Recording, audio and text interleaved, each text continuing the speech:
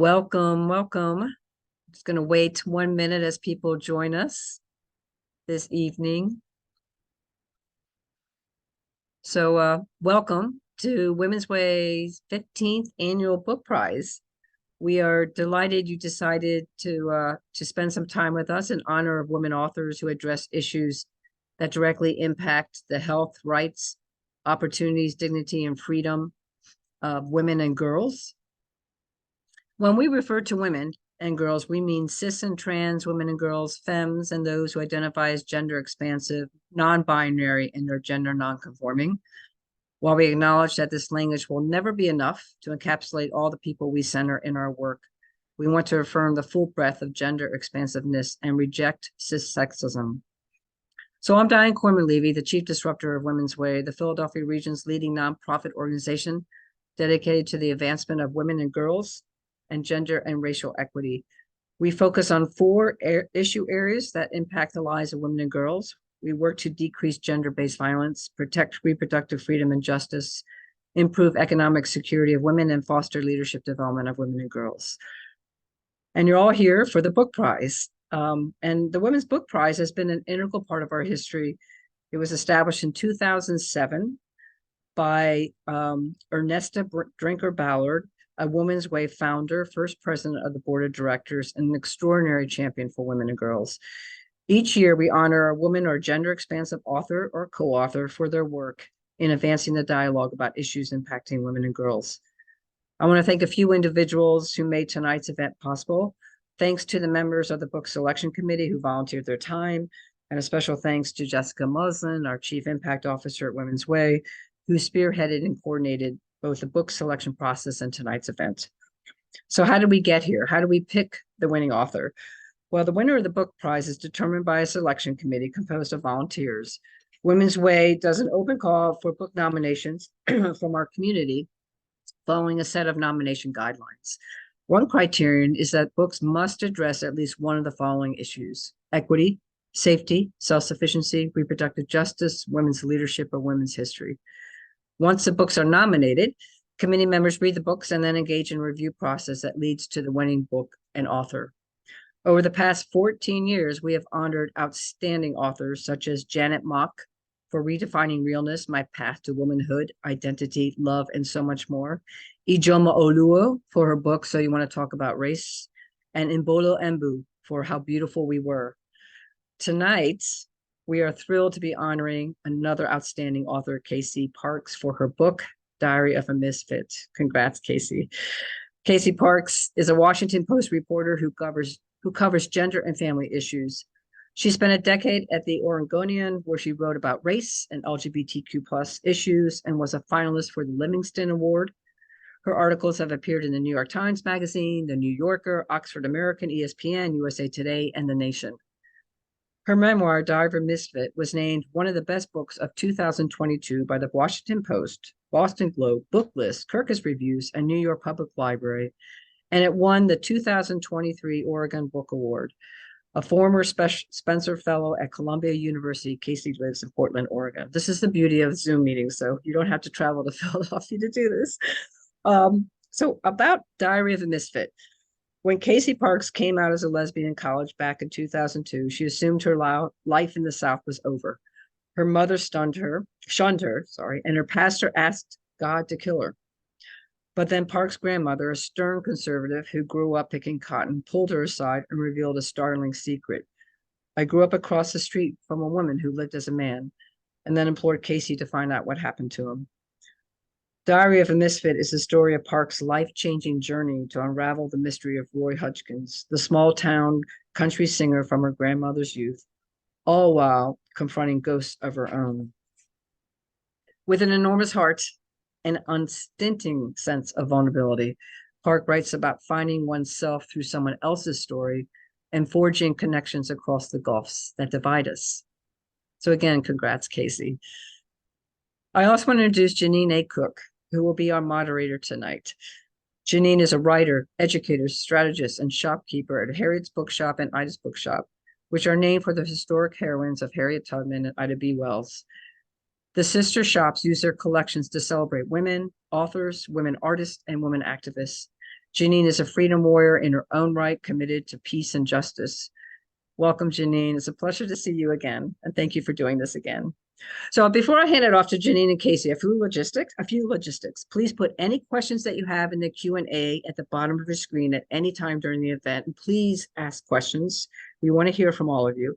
Closed captioning is available for this webinar. Please click on CC live transcript and select show subtitle to enable it. Should you have any technical difficulties, please put it in the chat and one of our staff members will assist you.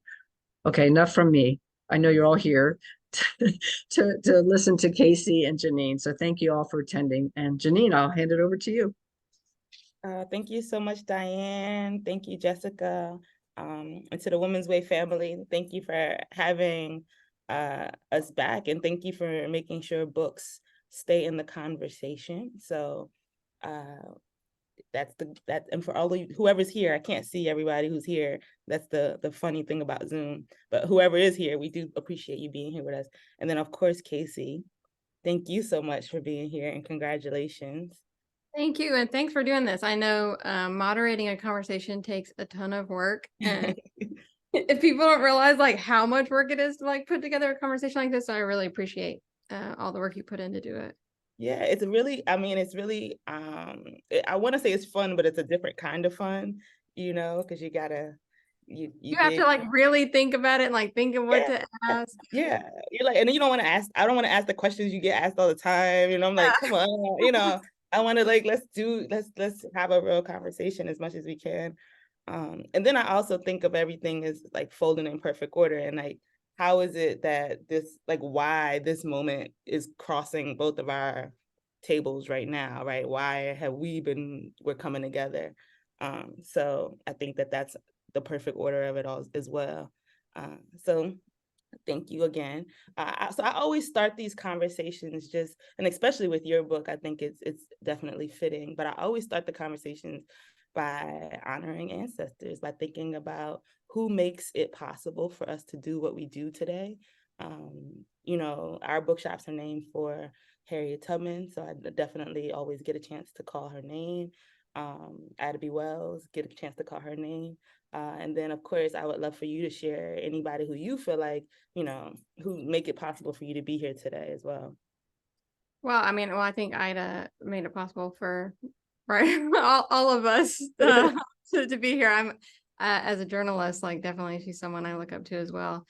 Wow, well, definitely my family members. My grandma was a sharecropper in the South and didn't get to go to school very much, but certainly taught me a lot, not only on this journey, but in general. And then also my mother, who didn't get to go to college because she had me as a teenager in Louisiana in the 1980s, wouldn't allow a pregnant, unwed person to go to college. And she took me to the library almost like every day of my childhood and like really introduced me to books and to loving reading and to gossip and mystery, all the things that like kind of make this book. And then also to queer ancestors, like the person at the center of my story. And there's one person that I write about at the end of the book, Jennifer Finney Boylan, who wrote one of the very first books that was about being trans, and she's also a lesbian. And her book, she was actually on Oprah in 2003, and her book is the reason that my mother ever came to accept me. And so I guess I'll shout out to her and to Oprah for having her. But right. Which is like us right now. Hopefully there's someone's mom out here watching it. We would hope so, right? That that the conversations and the books are having life-changing effects on people, and so I know that Diane gave a synopsis of the book. I like to hear it from your perspective, like in as concise a way as possible. What is this book about? Oh, okay. Well, I'm Southern, so never concise. And and it's so funny, I'm in Mississippi right now. So I'm in Mississippi reading your book. And so much of Mississippi is in your book. Yeah. Oh, but so they said earlier that I live in Oregon, but I'm actually in Nashville right now. So this is an all Southern conversation. Okay. What part of Mississippi are you in? I'm in Jackson. There's a Okay. book festival here that's starting tomorrow. Oh, great. Is it the Mm. Band Book Festival or? No, it's the Phyllis Wheatley Poetry Festival. Oh, great. We'll provide the books. That's awesome. Wonderful. Yeah. So I'm just like, oh my gosh, what are the chances I'm in Mississippi, thinking about Mississippi, thinking about the South?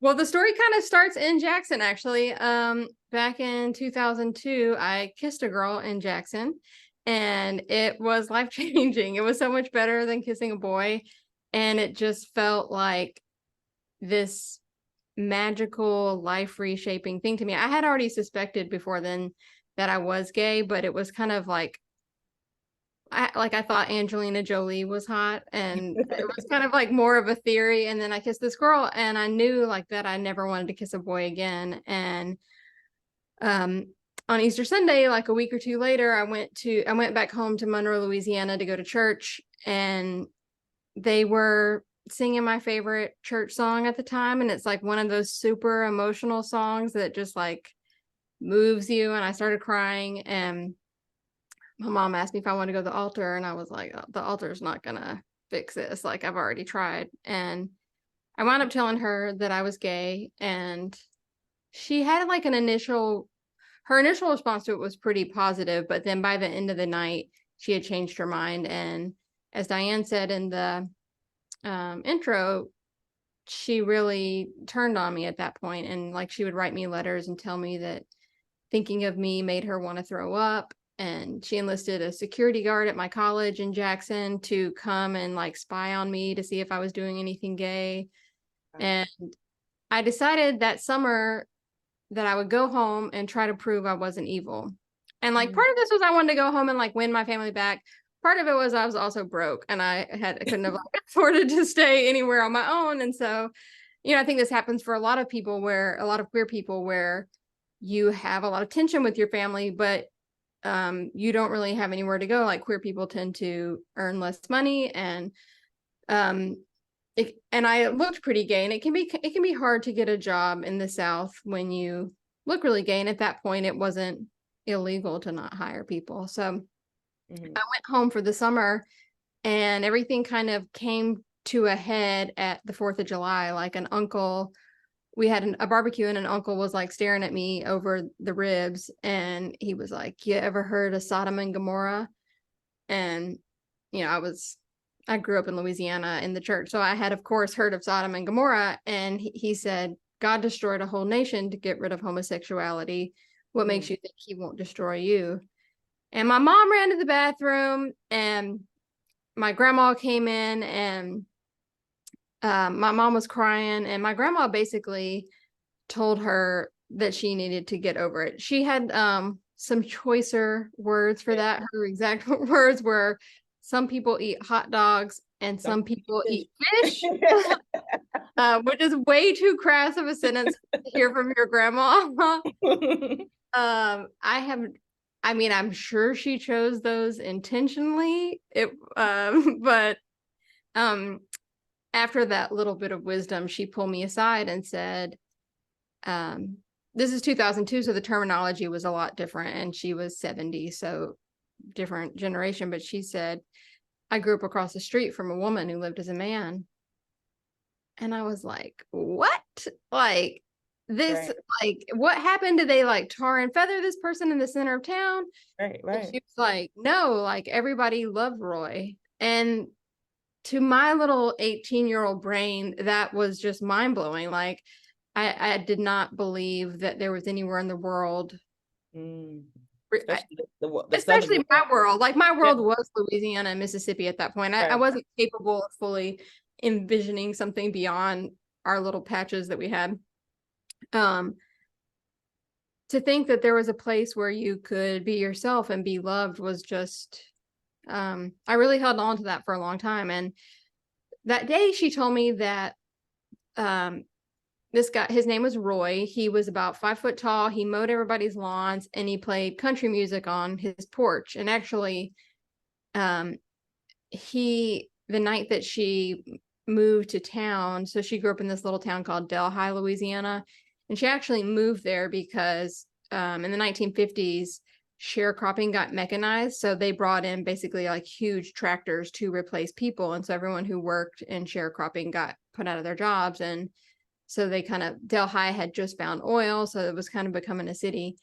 And Roy met her the first night she got to that city and invited her to his house for a concert. And it was the first time she'd ever seen a musical instrument. And so like when she first met him, she wasn't thinking like, oh, this person seems a little bit different. She was like, this person has a banjo. And he like really reshaped her life, and she felt very close to him, but she eventually lost touch with him. And then in the 1950s, like soon after my grandma got married, the woman who raised Roy, her name was Jewel Ellis. She was a very tall Native American woman. And like I said, Roy was a very short white person. Jewel called my great grandma across the street and supposedly confessed that she had kidnapped Roy as a little girl and then from Arkansas and like ran to Louisiana and like dressed him up as a boy and gave him a new name. And so my grandma wanted to know, like, was this kidnapping mystery true? Like, and more than that, she wanted to know, like, did Roy have people somewhere who loved him and who missed him? And so she was like, she gave me kind of the perfect thing when I was 18 years old, because she knew I loved writing, and she knew I loved mysteries, and she knew I needed to know that there was someone like me, because at that point, like, the only gay people I had ever heard of were Ellen DeGeneres and Elton John and like a music teacher in 4th grade. And I didn't know any trans people. I mean, I was just really like kind of on my own out there. And so she gave me an ancestor and a story like all in one. And she was like, I want you to go find out what happened. And that was 21 years ago. So it took me kind of a long time to do, but sometimes things that are worth doing take a long time. That's right. I mean, so talk a little bit about that the length of time and like sticking with Roy and sticking with the story, you know, the tenacity to just like keep knocking on doors, keep interviewing. Like what was driving that? Man, at some point my grandma said something like, she was like, it was like it ate a hole in you. And I think that's a really good way to put it. Like it did. I can't fully explain why I felt compelled for all of those years, but I didn't start immediately. So like when she first told me the story, I wanted to go do it, but I didn't really know how to do journalism yet. Like I had one story published. It was about Salvation Army bell ringers. It got totally rewritten. So I wasn't like a great journalist or anything. I just had like a thing I wanted to be. Right. I have a car, and I didn't have, as I said, I didn't have any money. So I didn't know like how to go do it. So it took me a couple years. And I initially started with just a little $15 voice recorder. And I kind of like gradually moved up to getting better equipment to work with. And I got more skills as a journalist to know how to do it. Yeah. And I think one way that I was able to stay interested in it so long is that I changed so much over that time, like from 18 and I'm 40 now. Like my understanding of myself changed, my understanding of the South changed. When I was first finding out about this, like I was just in the middle of, I guess, kind of being persecuted. I'm not sure like the exact right word, but I was like in the middle of the pain. And eventually I fled the South because I just couldn't take that pain anymore. And I wanted to go somewhere that I could be free, basically. And I wound up moving to Portland, Oregon, which is, I think I had read online. Far away from the South as you could get. Yeah, I read online it was the lesbian capital of the world. Oh, okay. Like, I'm like trying to find, people to date. And it had like protections for me. And I just thought I could like go and be there.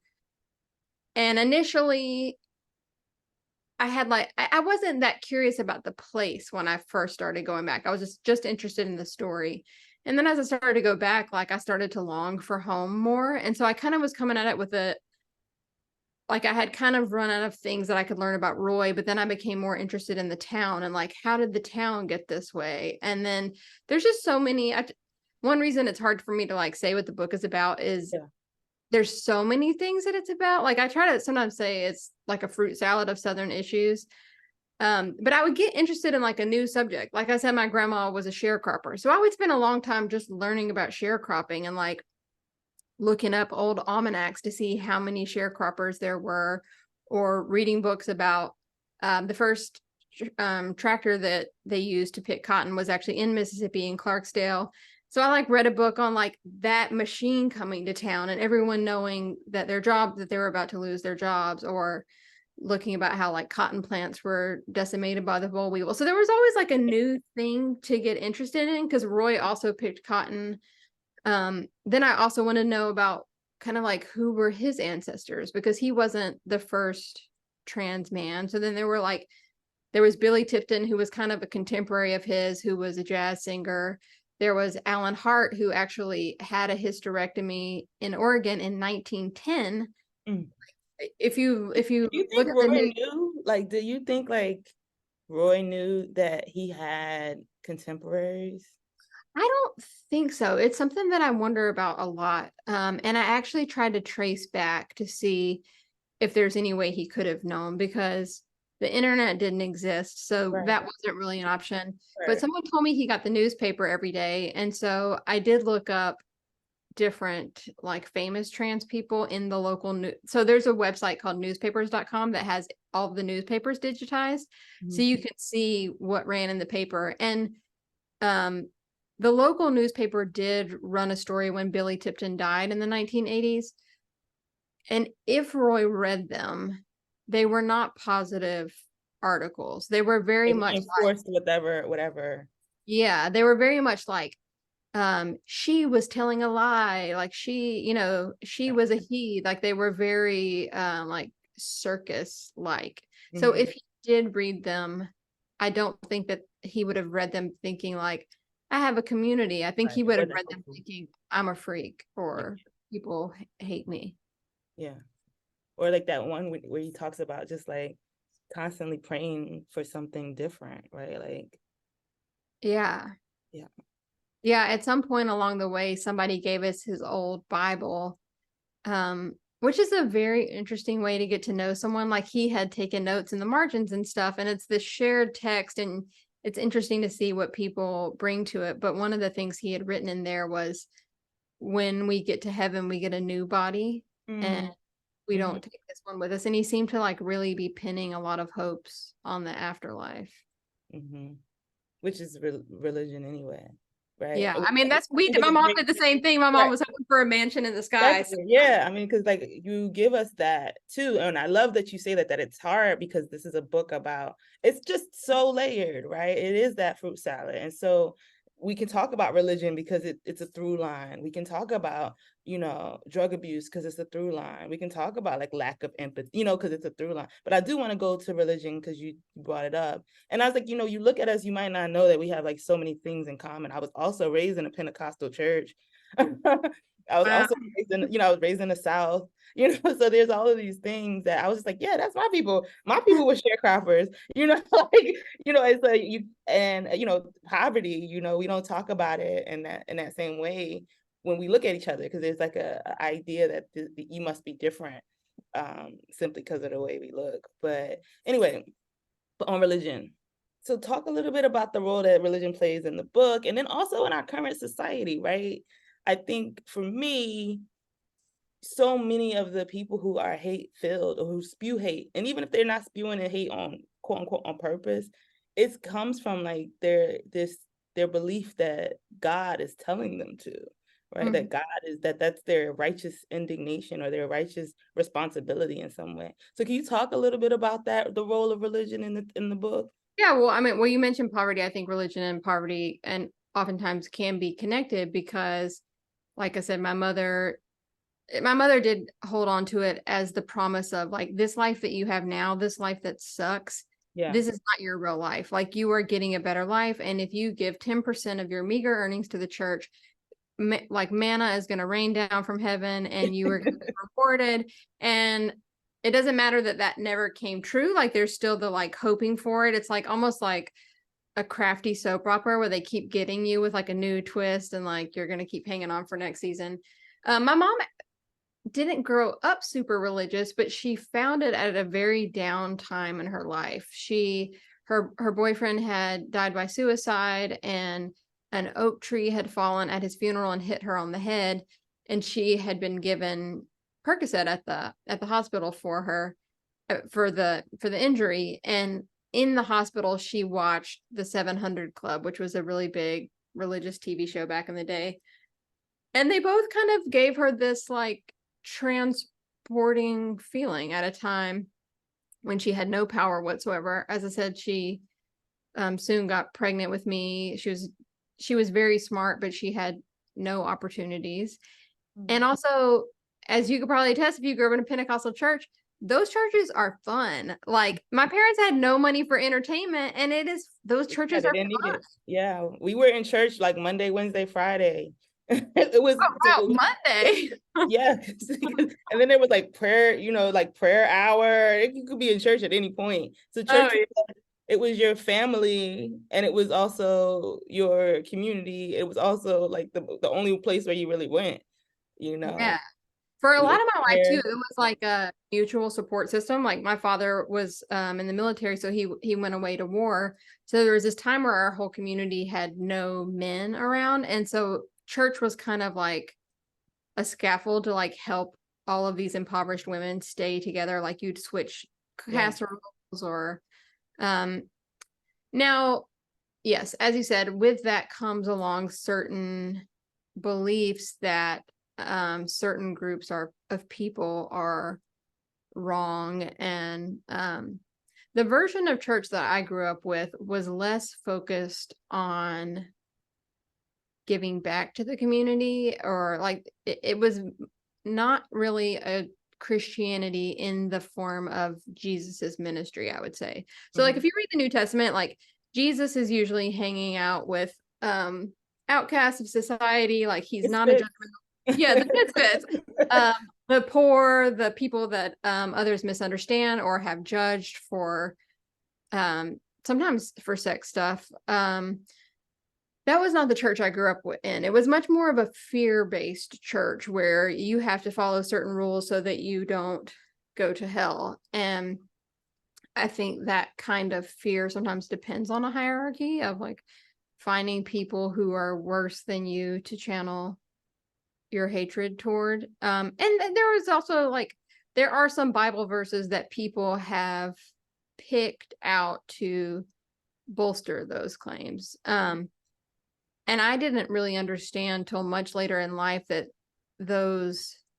some of those verses are really taken out of context the way that I heard about them. Like Sodom and Gomorrah, actually, those cities were being destroyed before any acts of homosexuality took place. Like, it's much more of a, I forgot the word. Like the town wasn't being hospitable, and they were already doing things. They sent these angels down there to destroy the cities. And I shouldn't get too deep into Sodom and Gomorrah because I'm not a biblical scholar, but like the main one that I grew up with was a Leviticus thing about how a man should not sleep with another man, for it is an abomination. There was nothing to say about lesbians. It was just men.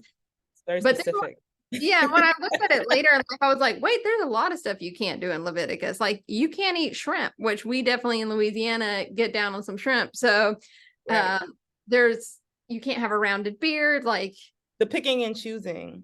Yeah, and it's all the sex stuff is about men, like all the things men can't do. So it was much more about law preserving a certain kind of being in a historical context. And I didn't really know that growing up, but I took it as truth and very much was afraid that I would be destroyed or that I would end up in heaven. And in hell. I did not think I was going to end up in heaven.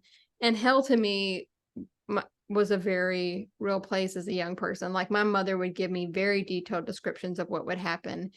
Like, she would say, you will burn and burn and burn, and you'll never stop burning. And so like the pain will never go away, and you won't know anybody. You're going to be so lonely. So it was a very real fear for me, and trading this amazing kiss with this girl. It was like it signed the deal for you. But I also was scared. Like that first kiss for me was also mixed with this feeling of like, I'm jumping into the lake of fire here. Right. Yeah. And I kind of had to like choose to not believe in it anymore. But it took me a long time. And even now, like sometimes people will ask me at book events if I believe in God. And I'm like, oh, I can't answer that because I'm scared if I say no, that like the blasphemy. No, the blasphemy. Yeah, like that's the whole section about the blasphemy. Yeah. Yeah, like so it really, yeah, it drilled a lot of fear into me. Yeah, as it was designed. But so the other element though that I think is interesting, especially in the Pentecostal church, is this understanding or belief in spirit, right? And here you have this text that really is spirit based, because we have this figure who we never actually meet, but Roy's everywhere, right? Roy is definitely in the room with us. So can you talk a little bit about like the relationship that you have with Roy? Wow, yeah, for a long time, I've never thought about it like that. That is amazing to think about. For a long time, I didn't even know what Roy looked like. Nobody had a picture of him. And like my grandma would just say, I wish I could give you my mind's eye. And I would be like, I do too. I want to see it. And yet, like knowing that he had existed gave me a lot of peace. I guess similar, to the Holy Spirit or to Christ. Like I just thought like, I'm going to make it because this person made it. And I felt very close to him, and like, I don't know how to explain it, but I did feel very close to him, even as I eventually got to see a picture of him. But most of the details that I learned about him early on were very slight. It was just, he mowed lawns, he rode a 3-wheel bicycle, and he wrote songs. And like, so basic. Yeah, people be like, I know everything there is to know about Roy. He wrote songs, he mowed lawns, he rode the same thing. And for years, that was all people would tell me. One old lady gave me at the very beginning a poem he wrote that said his life was like a dry well, and that you can't get to heaven except through going by hell. And I did recognize myself in like the loneliness of those lines, and I would just like sit around and imagine him. I guess it was kind of like an imaginary friend of some sort. Like I would just imagine his life there. Even now, I have thought so many times about the night that my grandmother met him, or the night that his mother supposedly told my great grandmother she stole him. I can see it so vividly in my mind's eye, and I feel like I saw it in person, like I can hear like the screen door slapping against the wood frame house. Like I can see my grandma on the steps, and it's all fabricated. It's all stuff in my mind, but it's our imagination. Yeah. I can feel it now. So what's really interesting to me is I thought this whole time, like Roy and I are a community. Like if only we had been able to know each other, we would have loved each other, not like in a romantic way, just in a like, we're in this together way. And then when I read his journals, I started to be like, maybe he would not have liked me. Like, he definitely had a lot of self-hatred, which, is certainly not his fault.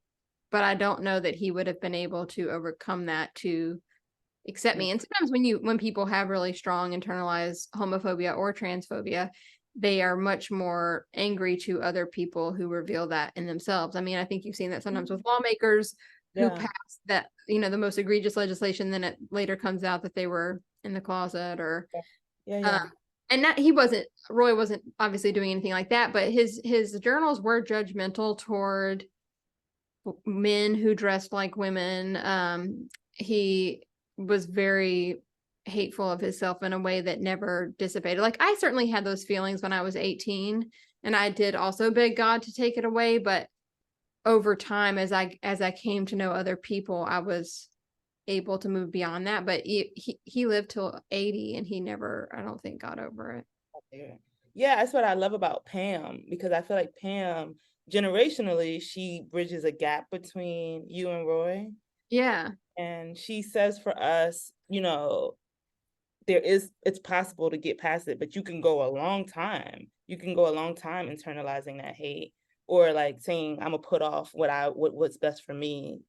Yeah, and she is still putting it off in some ways. She doesn't have that same hatred of self, but I don't think she's yet come into her power of knowing what she deserves. Right. Like, she did want to honor. So for those who don't know, like Pam was in her early 50s and her mom was living in the house that Pam owned, but her mom refused to let Pam date. And so Pam honored her mother's wishes and just didn't. And I was like, come on, like, you know, don't listen to her. And it was somewhat, she could let herself off the hook because there's not a lot of people to date around there. But she came, we did a little documentary about her and we showed it in Jackson, and she came to Jackson, and I mean, I think it was like 7, but a lot, like 7 lesbians came out, and Pam has got like a real hot vibe. Like she's kind of a stud.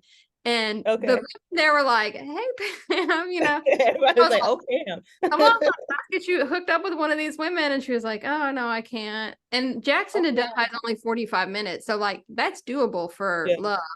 But I think she's just been so out of practice now that I'm not sure she believes that she could do it or that she deserves to do it, or. So hard. Yeah, she did just get a camper, though. And she's planning to drive across the country. So, I'm hoping that she like stops at a campsite and meets like a nice park ranger or something. I'm like, I'm rooting for you, Pam. If you're watching this, I'm rooting for you. I think she could do. I mean, she's very charming, and like I said, she's pretty hot in like a butch Southern way. And so, if anyone out there is looking for that, charming. She rescues dogs, like she's like, she was out of the heart of gold. She walks with you to this, like, you know, well, I'll knock on the door, you know.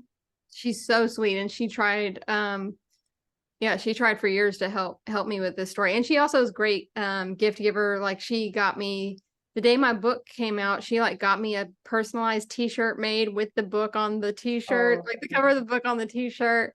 She once she found like a piece of wood and like carved into it Diary of a Misfit for me, and like made like a collage of so she's really, really sweet. And oh my gosh, you have so many great characters. Anyway, but I want to stay on my questions so that I can get through them. But the other, you brought up legislation, and I think it's important for us to just discuss. And it's the way in which I want to make sure that if there are policies, if there are things that people should be thinking about, that we get a chance to, like, you know, have that conversation right now, so that you can say, hey, check out this, be reading on that. And also as a news person, I know you'll know, or maybe I hope you'll know what's current. I'm like, or not, but yeah, I hope you do. Yeah. Yeah, well, I said I'm in Nashville. I'm actually in Nashville because today the ACLU asked the Supreme Court to look at a ban that the state of Tennessee passed against transgender children that bars them from taking puberty blockers or hormones. So I would say that's probably the biggest policy that has been going on over the last couple of years. So before 2021, no state banned kids from being trans, basically. And then over the last 3 years, nearly half the country has banned that.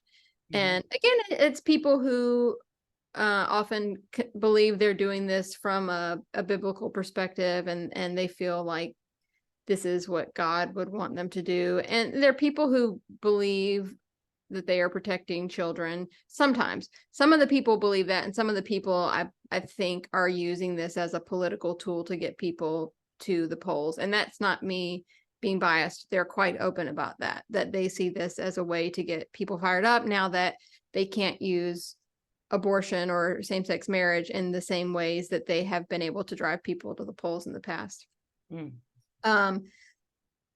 So I would say, yeah, trans kids are the main people being targeted right now. So you have it with their healthcare, or there are sports bans where I was just reading today actually about Mississippi. Mississippi is trying to ban trans kids from playing sports. And so the local news there, they've put a lot of money into like sending out mailers, running commercials. And so a local reporter there just did an investigation to see how many trans kids are trying to play sports in Mississippi, and it's 0.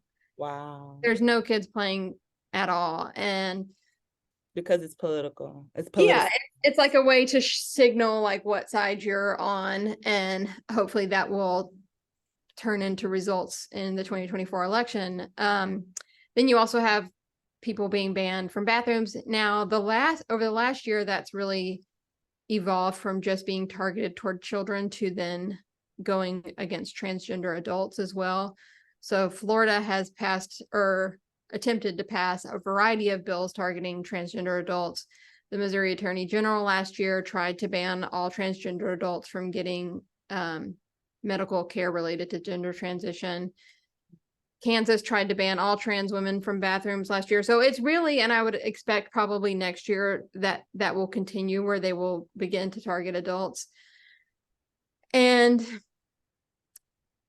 there may be some return to trying to relitigate same-sex marriage. I think in Texas recently, they brought up the Obergefell decision. And then also in the Dobbs decision concerning abortion last year, Clarence Thomas wrote a concurrent opinion that said, like, maybe we ought to look at Obergefell, and which is the same-sex marriage decision, as well as the decision that legalized sodomy. So until my adult lifetime, like, it was technically illegal to have gay sex. And then there was a Texas case that legalized it.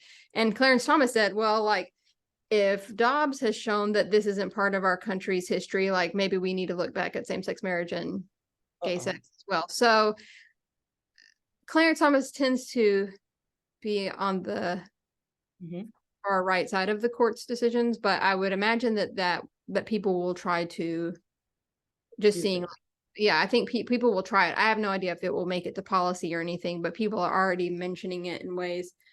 Now, what's interesting about this is, in the context of my book, is like, when Roy lived, there were no laws about transgender people. Like, he was not a political issue. And because of that, the people in his town did care for him. Like, they cared for him in a way that I think is shallow. Like, they didn't, like I said, they didn't really know him. They knew these bare facts about him, but they did not hate him. Right. Like, they took him dinner at Christmas. They felt compassion for him.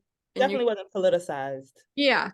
Right. And I think that's because there wasn't like a concerted effort to turn his identity into a political issue. Like, a lot of people that have this fear and hatred now, it's not coming from a real place. Like I said, in Mississippi, there are no kids playing sports. And so people are afraid. It's not a threat.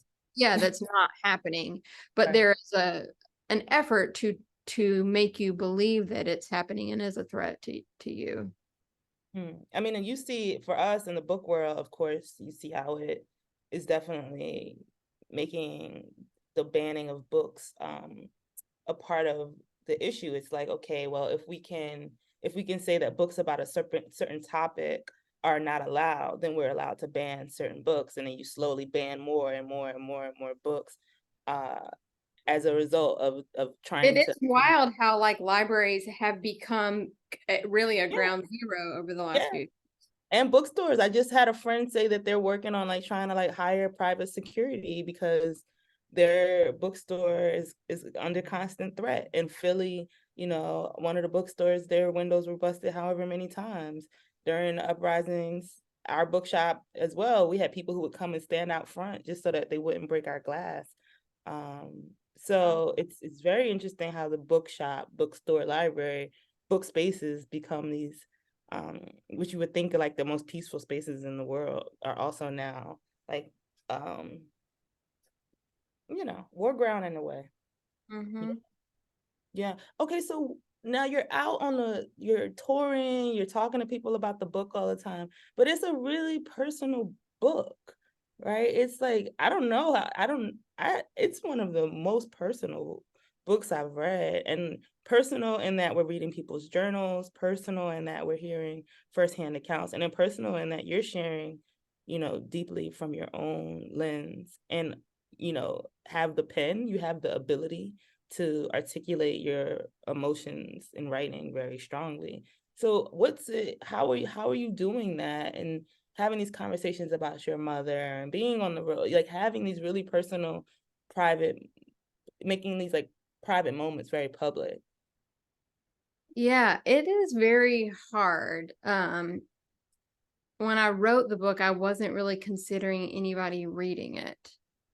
I mean, I certainly hoped somebody would read it, but I wrote it in 2020, and so I wasn't seeing anybody, and it was hard to believe that the outside world existed, I guess. And That she would tour again. yeah, I mean, so that in some ways allowed me to be more vulnerable, because I was just kind of writing for myself and to myself. And I try not to think about what's going to happen when this is out in the world.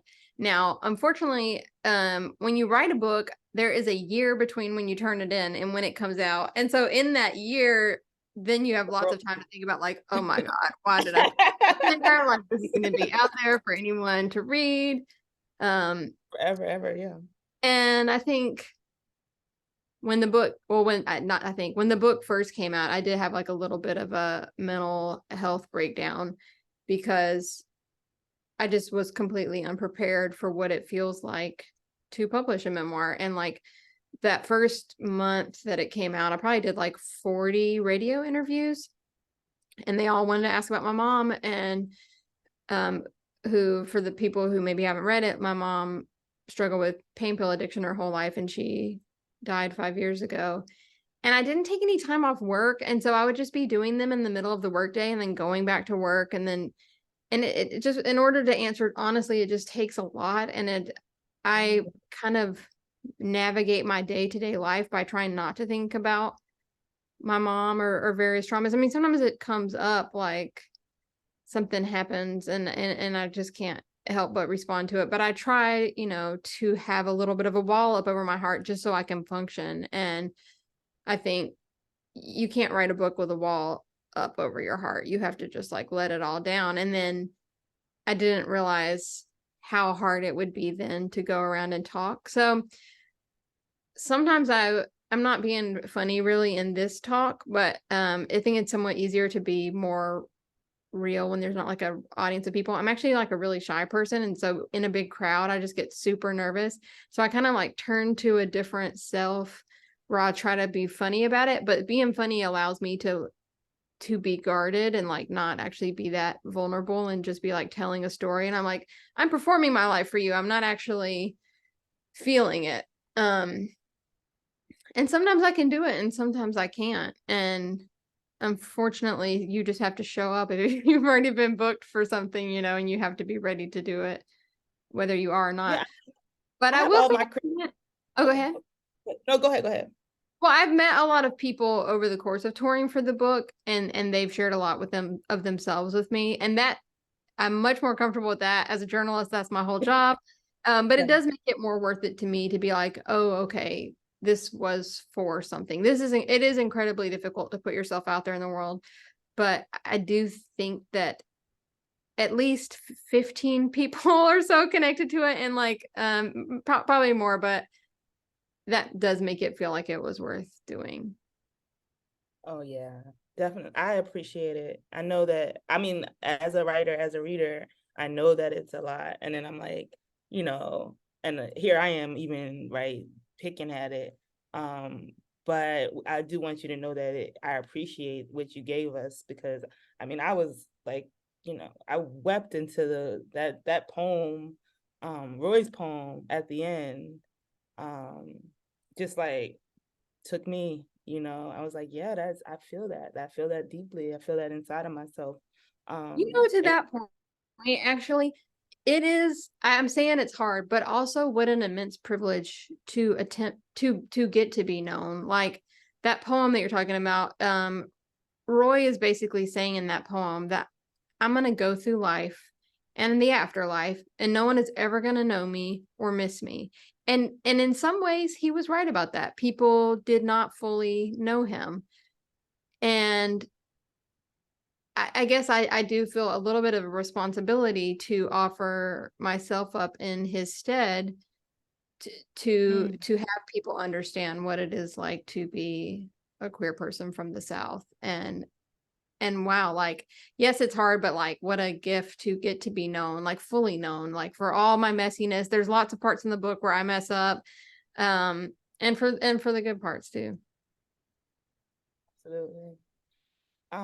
So I want to, and then I keep saying I want to give critique to the publishing industry, even though nobody asked me. But I'm like, if anybody were asking me, I'd say, hey, how do you build in supports for your writers who are going on tour and, pulling the Band-Aid off night after night on the behalf of a book for sales? Like, can we make sure we support them in a real way beyond that, But that's just, I'm always with my little stuff. Nobody told me at all. And I've talked to a couple of people since about it, of just like, whoa, what? And I wrote to someone, I don't want to like put her on blast, I won't say, but someone whose memoir I really, really loved and has done really well. And I wrote her, and she wrote back, she was like, did you have this experience that it's really painful? And I was like, yes. And I would have thought like, wow, this person's super successful. And people say that to me all the time. I get emails from people I haven't talked to, and they're like, wow, your life is so amazing now. I see you're just like accomplished. You're doing great. And I'm like, I am struggling. Like, I have cried every day this week. Particularly last year when it first came out. I mean, it's so hard to explain why, but I just like cried the entire night my book came out. Maybe because I was holding it forever. Maybe because finishing it is a loss. Like, I was spending so much time with videos of my mom and my grandma, and I literally had to turn that video off. And because I wrote it, like I said, during the pandemic, my mother and grandmother were appearing to me as everyone in the world was, just like through my computer screen. So it was almost like they were alive in a way. And it was like, I don't know. It was just a very painful time, and it's taken a lot of work to not be in like daily pain. And then it's weird because I got paid to do this, and like I feel, I was saying to someone the other day, like I didn't want to go. I had a event to do, and I really didn't want to do it. I just felt really depressed. And then I was like, I'm so ungrateful. Like there'd be tons of people who would love to write a book and get to do an event, but it is like, I don't always feel like every day just like going and like talking about truly some of the most painful moments of my life. But I did get paid to do that, and it is meaningful, I think. But it is, I just think it's worth acknowledging. I think folks forget that it's a real person that wrote the book. The author is a human. It's just like, especially on memoir, it's easy to just be like, oh, and then you digging through some stuff. And I'm working on a memoir, so that's why I think I'm hypersensitive about it. And I'm hypersensitive about like, well, what is it going to be like to talk about that and talk you about can always call me. Yeah. Oh, thank you for that. And I will actually. I actually will, because I think that's who supports each other, is like other writers know what it's like, even though audiences might not be as keen to what's happening behind the scenes a little bit. So could you talk a little bit about the film? Yeah, so I originally wanted to do this as a podcast, and then my mom was basically like, podcasts are for ugly people. What do you why don't you do a documentary? I love her. She drives me nuts, but I love her. Yeah, that's the perfect assessment of her. So we were, for a long time, we were filming it. I was making it with an actual professional filmmaker named Aubrey Bernier Clark, and we have everything shot, and we still do want to make the film. It just turns out it requires a lot of money to make a film. Like, one thing that we really want to do is create animation so that Roy can have a physical presence in the film. And, because we don't have any video footage of him, but we do have quite a few pictures at this point, and animation has really evolved over the 20 years that we've been working on this. And like, I was just watching a Joan Baez documentary the other day, and they took drawings that she made in her journal, and they animated them to be like little movies of her drawings. And Aubrey was telling me there's a TV show that does this with pictures as well. So we'd like to be able to do that. But I guess that costs like $100,000. And then just doing all of the other stuff that takes a movie from like in your camera to looking good enough to be on, looking and sounding good enough to be on the film, I guess is like another $100,000. And we're not professional fundraisers. So Just get in there. yeah, but I think it will happen. And one thing that is interesting is like when we were first starting to make this, I think we were like too early. Like people did not really care about trans issues when we were first making this. And I remember I applied for tons of grants, and one of the grants I applied for, I remember finding a stat that was like only 8% of Americans have heard of transgender. And at the time I was like, this is a boon. Like this means that the movie needs to get made. But now that I'm older, I'm like, oh no, that's not a selling point. Actually, like they want to know there's an audience. And so I think that there's something good that it took me so long to get the book out, because I think now it feels more relevant even than it did in 2010 or so. So I think that it's possible that the movie will be that as well. And hopefully we'll be able to find ways to raise the money, because it's just, no matter how good of a writer you are, you can't capture the way people talk and express. And like most of the people in the book have since passed away, but we have all the video footage of them, and they're just so expressive. They're so Southern. Yeah. And I love the voice. I love the voice. Yeah, I try to put some little clips here and there on my Instagram page just so people can get a flavor of it, because that's what I went to your website to listen. Yeah, there's just they sound amazing, and like they're little expressions. Yeah, there is a musicality, and just being able to see it, I think would be really great. So hopefully I think it's a cool, like, it's interesting to have oh yes, they're saying if you have questions, put them in the chat, they'll feed them to me. But it's interesting to think of this book as movie, but it started off as movie, right? Like it's movie as book as opposed to book as movie. Like right now we see lots of books keep getting made into films. But this started the other way around almost. It's like a flip. And it feels like you're watching a movie as you're reading the book in this way, because this film is being made, you know? One positive thing, I mean, if anyone out there is thinking about writing, it does help to have video, just because you have like all of the dialogue, and I could go back and kind of re-report. And it's interesting because like the person I was when I was writing it was much different than the person I was when I was reporting it. So like, for instance, I have a tape of me and my mom going on one of the trips, and I'm 25 in the video footage, but by the time I was looking at it, I was 35. And I was much more interested in my mother at 35 than I was at 25. And I could go back and hear her in a way I just was not capable of hearing her at 25. And so if any of you are ever thinking about writing, I'd start recording everything. Yeah, I thought that was genius that you've been doing it for so long. I mean, and then your journalist is there, right? So you're a journalist in the writing, and it makes it, I think it just adds another layer for sure, right? Because now we're getting real voices, and also it's really smart, right? We get all of this history, we get all of these like current events. And then you tell us sometimes like, I don't remember. I try to be honest. Yeah, I mean, I try to be like, maybe I did this, maybe I didn't. Yeah, I do have a lot of documents that help me to write it, like not just the video footage, but I like went through all the emails I sent at that time, every text message I sent at that time, like all my journals.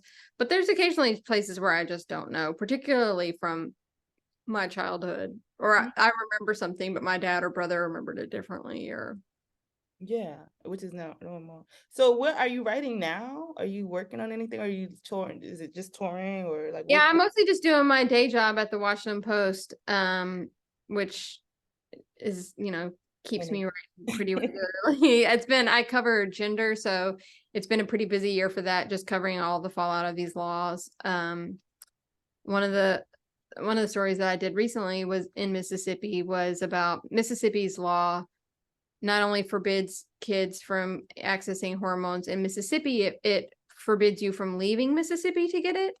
And so I wrote about a mom this mom had seen her kid be very suicidal, and she knew that testosterone had like made his life possible. And she was like, I'm not taking my kid off this so he can be suicidal. Like, this is what enables him to live. So I went up with them on basically an illegal road trip to get testosterone. And yeah, I mean, I think it's all kind of like in conversation with my book, and it's just seeing like how it's changed since then. And, the writing this book was like such an anchor for so long. And I feel like I just set that down, like, I don't know, maybe a month or two ago. So I'm just now getting my brain back to where I can be like curious about new longer term projects and think of like, okay, because it wasn't just like a mental anchor, it was like an emotional one where I had to just like process a lot of stuff. And I'm like coming out of a chrysalis or something and can think in new ways. So we'll see. Hopefully over the next year or two, I'll find a new self. Something else to be with, or there's more. So there's a question in the Q&A. It says, what is the significance of the Rita Dove quote at the beginning of the book? And oh, interesting. Okay, so see if I can find the quote while you're talking. It's from a poem called Aurora Borealis, and I'm taking it a little bit out of context because it is really about what it's like to be Black in the South in the 1960s.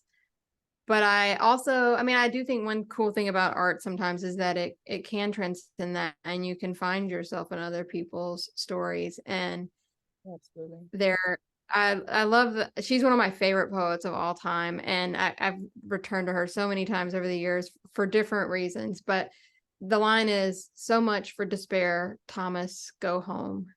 And I guess for me, I was just in despair for much of my adult life, both at feeling like I lost my home and I'm in despair in Oregon because I'm just like rootless. Yeah. And then I would feel despair when I went back because I would be scared to be there.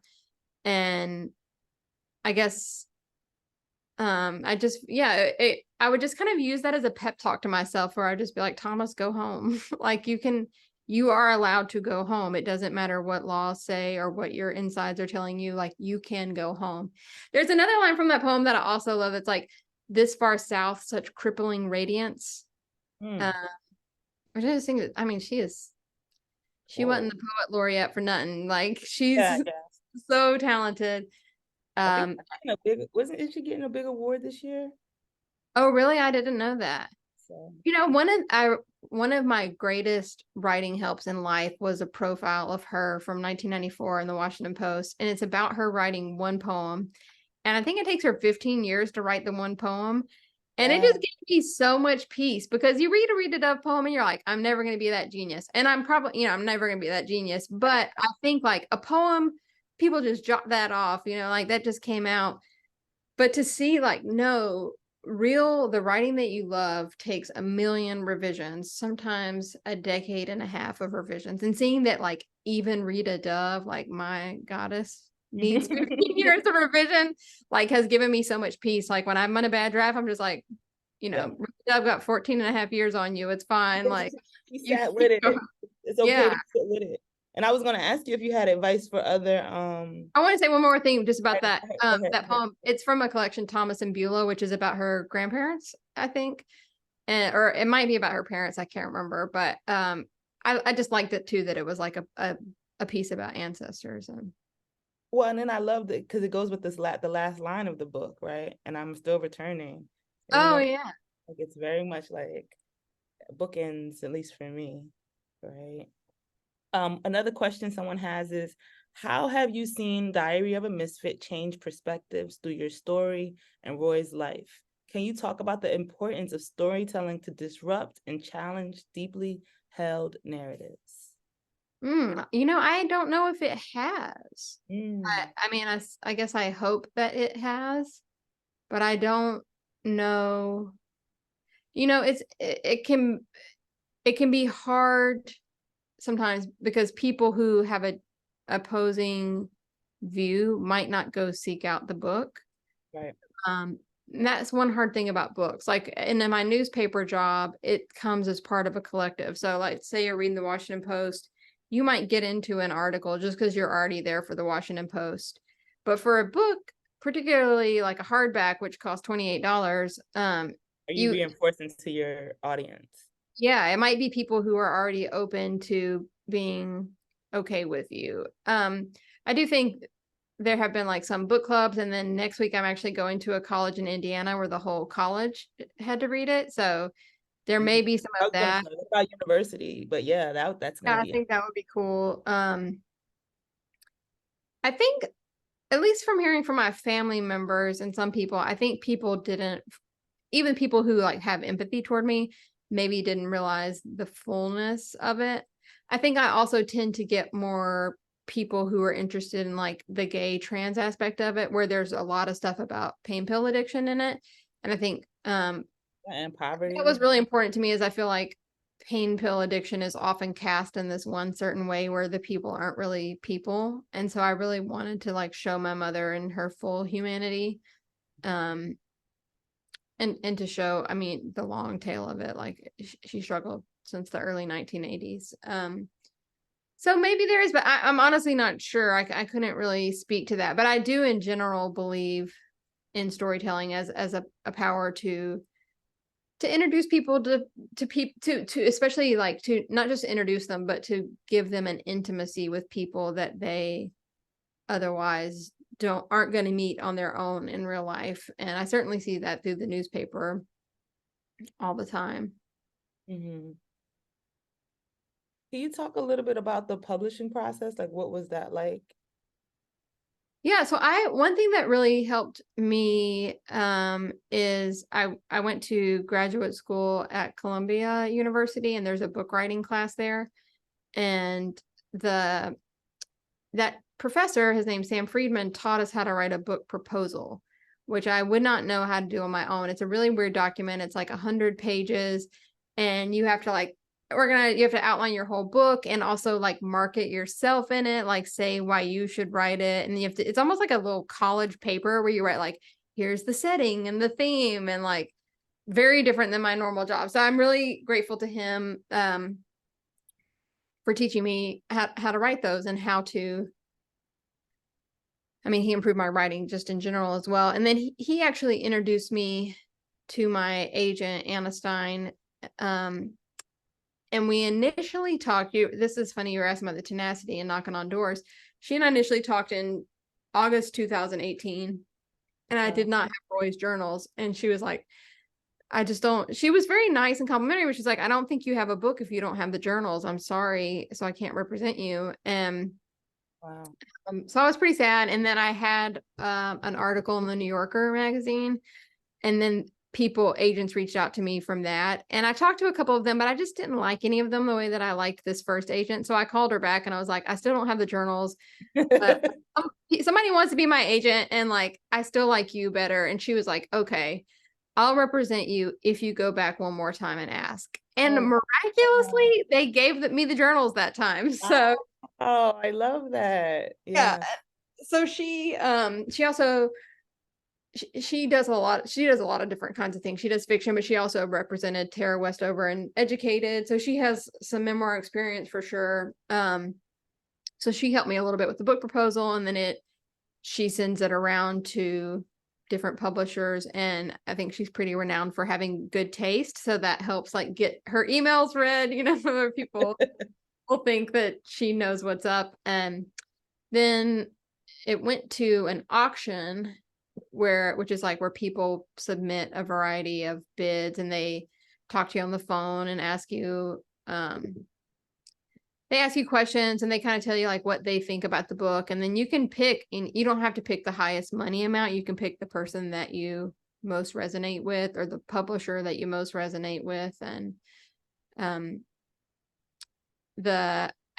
interestingly, most of the people who bid on my book, most of the editors were gay. And I think that's because the book publishing is a business. And so people, when they're bidding on it, it's not necessarily if they like it. or don't like it. Like people might like it, but then feel like they can't bid on it because they don't think you're going to make money for them. And that's why you'll see, I mean, there, especially Black women, you've seen some like extremely famous Black women get pretty low advances, like Jesmyn Ward, I think it was after she won the National Book Award twice, said she only got $100,000 advance. And this is like the most decorated writer working right now. It's not like some olden times. Yes, that's now. And then Roxane Gay at some point said I think she had also only gotten $100,000 advance, which I'm kind of surprised by that. I would assume she's selling lots of books. But anyway, it's a business, not a talent based one always. It's just like, who do we think is the audience for this? And I think gay editors sometimes be like, I know who the audience for this is. It's my friends. And that's why it's really important, I think, to have a diversity of editors, because they can picture a different set of readers. Yeah. Oddly, the editor I picked, I think, was the only straight person who bid on my book. But she's great and she loves the Indigo Girls. So I let her up. But I think it's kind of good to have a different perspective too. So I don't shortcut anything, because a lot of people, the majority of people in this world are straight or straight identifying. Maybe they hadn't tapped into it yet, but so it's good to know, like, what do straight people not know? I don't know how y'all think, or like what's gonna still resonate no matter what, right? Yeah. What sits at the crux of the story. Yeah, and she actually lives in Philadelphia, so. Oh, you're an agent? Yeah, my editor. Oh, your editor. Okay. Yeah. Ooh, okay. So I'll send her to y'all. Yeah, sure. I'll follow up. Have your perceptions about this is somebody else's question. Have your perceptions about your intersecting identities shifted since the book came out, if they have? Does that make sense? What are my intersecting identities? Like Southern and gay, or? I don't know. Alicia, could you expand on your question? Do you hear that? Do you hear the question? What are the intersecting identities that you are talking about? Okay, so while we're waiting, I'm gonna go to the next question. Just want to say, what you give as a writer in your book means a lot as a reader. Thank you for allowing us to receive it. You mentioned in last couple months that you've been able to slowly break out of a chrysalis, post-publishing, grieving, and wanting to create again. I'm curious to learn what has helped you to get out. That's a good question. Yeah. Well, it's kind of two things. One, I started going to, it's kind of like AA sort of, but for people whose parents were addicts. It's called Adult Children of Alcoholics and Other Dysfunctional Families. And there's like they have a thing at the beginning. It's kind of like, you might be a child of an addict if, and it's like 12 traits you might have. And like one of them was workaholic. I had all 12 traits, but a lot of them were, I was like, traits that I thought were just my personality. That I was like, oh, these are not my personality. These are a trauma response. Wow. And there's like a control one, or there's like always more like trying to think about other people instead of yourself. All these things are great for my job. But they make you functioning. Yeah, but they were bad for my personal life. I think my entire identity was around what I could create.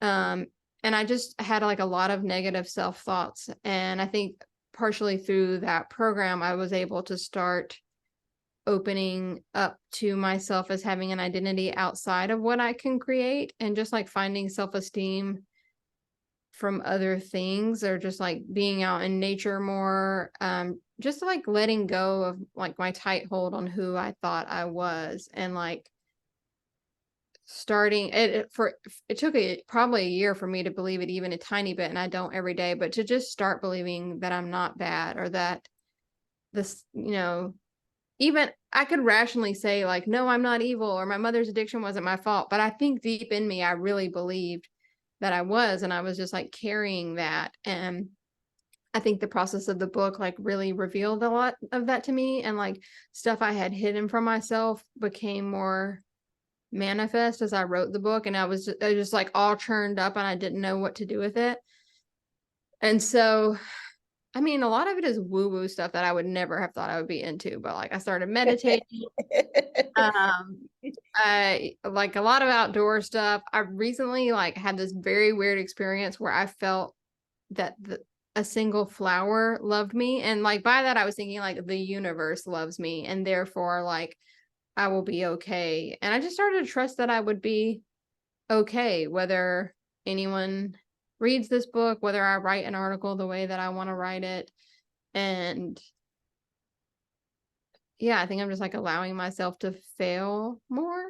But it is a real daily practice. And I remember like initially going to it, people would like say basically you had to fake it till you make it. And I didn't believe in that, but it somehow does eventually start taking, like if you just keep telling yourself new messages. Somebody told me it's kind of like if you're hiking and your brain. And so there's a trail that has been tamped down because you've walked it a billion times and it's the obvious trail and your brain wants to keep going that way. You can make a new trail, but it just takes like a lot of bushwhacking and you're going to have to tromp over that path a ton of times before it seems as obvious, this nice way of living, as the bad way that you've been honing since 1983. And I think I'm like starting to get like some of the thorns whacked away and I can like walk it with a little bit more ease and stuff. I think that was a really great way to put that. Thank you. Because I'm like, I read so many. I would not think I would be a self-help book person, but I did read a lot of them, and some of them are cheesy as hell, and some of them like occasionally have stuff. And there's some like I have this 91-year-old friend who is very much. She always says like that things are just a thought, and if I'm like, and she's like, well, do you know that's true? And how do you know that's true? And there was even there was an episode with Oprah about this very issue, and Oprah was credulous about it as well. And I was like, thank you, Oprah. And at first I was so mad at this 91-year-old lady. I was like, that is not a thought. That is true. And she was like, oh, it's true. And I'd be like, leave it alone. But now I'm like slowly starting to come around and be like, I guess that is just a story I'm telling myself. Yeah, I've been working with this, like, I'm the storyteller idea. And it's like, oh, I'm the storyteller even now. Like, this is the story I want to tell, is that I get to like have great conversations with amazing writers and and have that those stories become impactful and that these will live forever and ever on the internet somehow. Honestly, even before signing on today, I was just like sitting here like, I'm going to really disappoint them. This event is really important to them. I woke up at 5 a.m., which was 3 a.m. in my mind. I'm tired. I didn't pack the right clothes. I'm a failure. They're going to regret giving me this award. And like up until we started talking, I was like, everyone on here is going to hate me. So it doesn't go away necessarily. But I do think you can get better at telling yourself that is what you are telling yourself. There's been nothing to prove that yet. Yeah. My friend told me to name that voice so that when it starts talking all that smack, I can be like, all right, Rachel, all right, Rachel, I still got to go do this. Like, no matter how I feel about it, like, I'm still going to do this. What you think about, because it's like, so that I can, yeah. There's in Buddhism, like that voice, I think is called Mara. And the Buddha, like, he'll see it and he says, I see you, Mara. Do you want to come have tea with me? Right. And rather than being like, go away, he like invites him in for tea. And so like, I will say that to myself sometimes. It's just like, I see you, Mara. And he's just a little baby sometimes too. It's just a scared little baby. Oh, yeah. So back to Alicia's question about the changes in intersecting identities. So Alicia says, however you identify, have any of those identities shifted since the writing of the book? I think I give myself more permission to feel like I belong in the South. I would say like my sexuality identity has somewhat changed. When I was younger, it was much more important for me to identify as a lesbian. But now many of the people that I've been in relationships with have come out as trans, either as he or as trans non-binary. And I have to be like, well, I was attracted to those people. So I'm not, maybe lesbian isn't the right term. And it's just, I guess I don't need it in the same way that I did at 18 because the world is a little bit more free. But I also don't think about it that much. But I think in terms of Southernness, like I do allow myself a little more to feel like, yeah, that place is mine too. Do you feel the South evolving, like being more I mean, I accepting? think there have always been people there who were standing up for what was right. I mean, you had tons of people. I mean, I guess some of the freedom fighters came from elsewhere to the South, but there were, Yeah. you know, Fannie Lou Hamer and other people who were fighting from within the South. So there have always been progressive people there fighting to make it better, but the partially because of the way maps are drawn, and hugely because of the way maps are drawn, the power dynamics have not shifted down there. I just saw a map of Louisiana the other day, and the district was like, it was shaped like this. Like I can't even. It was like just carving out the black cities, like to make Here's where sure. we want Because you. there's a case before the Supreme Court, but the Supreme Court declined to hear it in Louisiana. Only one district of the 6 in Louisiana is black, and Louisiana's a third black, so there should be 2. Right, like how did that happen? Yeah, it happened on purpose by drawing the maps that way. Right, like somebody had a Yeah. map didn't draw itself. And they fight to keep those maps. So until those maps change or until laws change, I don't think that the power dynamic will change. Yeah, so I'm in this play, which is like, why are you in a play, Jeannine, on top of all the other jobs you have to do? But because I want to. Anyway, so I'm in this play. It's my first play. I'm Ella Baker, but Fannie Lou Hamer and I are at dinner together in this play called When the Truth Comes Out. And the whole idea is that Fannie Lou Hamer keeps saying, you know, it's much harder to be poor in the South than it is in the North. It's much harder. And Ella Baker is telling her, like, no, like poverty is poverty. You know, in the North, people weren't eating and they weren't taking baths, and you don't. It's a different kind of, exchange. But I'm interested to hear from you because you've lived, East Coast, West Coast, North, South. Like, do you think that it is very specific the way that the poverty shows up in different areas in this country?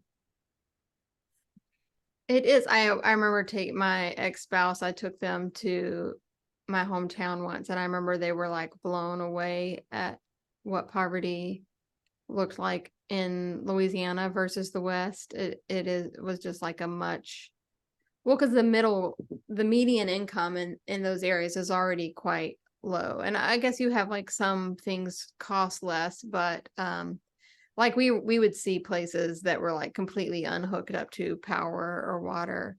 And then you have like the West Coast versus East Coast. East Coast has invested much more in housing programs than the West Coast has. So like if you are in certain parts of New York, you might not see homeless people at all because they have shelters or they have programs to get people into housing as they are going through things. Whereas the West Coast has not gotten those housing programs together. So you in Seattle, Portland, and San Francisco, you just see tons and tons of houseless people on the streets with no pathway to a roof whatsoever. All of that is policy. And that's a different kind of poverty, obviously, than just like a working class poverty. But yeah, I just think it's one of those things that's not very well talked about is poverty and like what to do with it, and that it's not the same everywhere. And so solutions that you could propose for the South don't necessarily apply when you're thinking about Philly, for instance. And that sometimes there's like a different community way of doing it as well, of like what cultural norms are. And